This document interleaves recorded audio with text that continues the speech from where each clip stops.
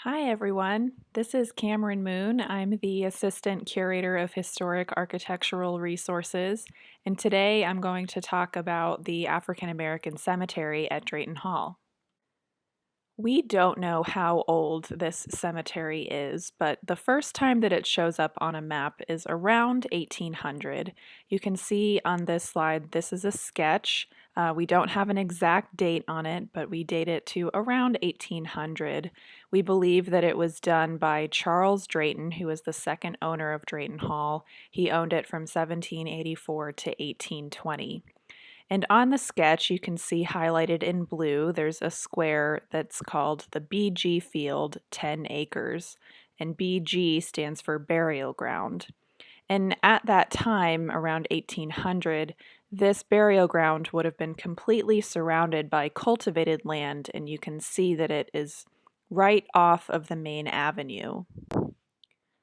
After the Civil War, the African American community that lived on the property continued to use the cemetery throughout the 20th century.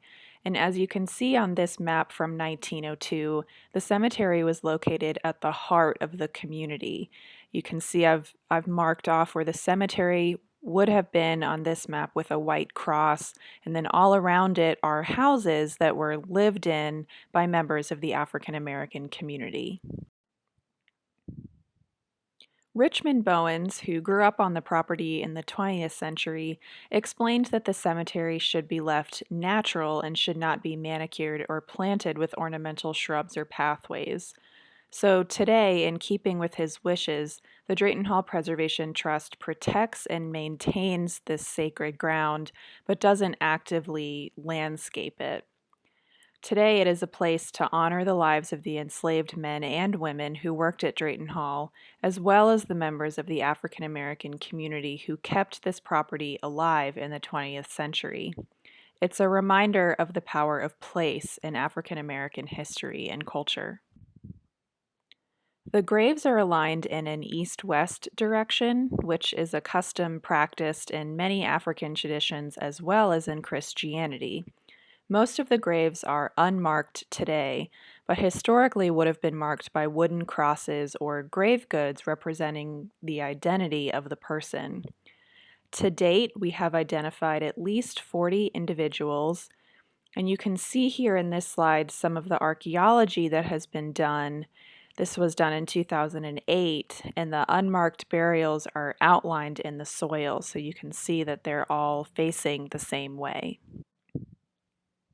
When you visit the cemetery today, you walk under an arch that has the words "Leave 'em rest." This arch is a memorial to the people of African descent that have contributed to Drayton Hall since its inception. It was completed in 2009 as a result of collaboration between descendants, community members, scholars, and staff. The famed Charleston blacksmith, Philip Simmons, was called on to help with its early planning. He was closely connected to Drayton Hall's descendant families, and he had a long friendship with Richmond Bowens. Mr. Simmons had also repaired portions of Drayton Hall's iron railings. After he passed away in 2009, his proteges, who were his cousin, Joseph Ronnie Pringle, pictured here, and his nephew, Carlton Simmons, finished crafting the arch. It includes elements found in Simmons' work, such as the series of interlocking circles symbolizing chains of slavery, and a small dove, an element Mr. Simmons said symbolized freedom and movement into the next life. The words "leave 'em rest" come from Richmond Bowens, who advocated that the cemetery be left natural and undisturbed. So the next time you visit Drayton Hall, please be sure to stop and walk into the African American Cemetery to pay your respects to all of the enslaved Africans and African Americans and the members of the African American community who lived on the property all the way up until 1960.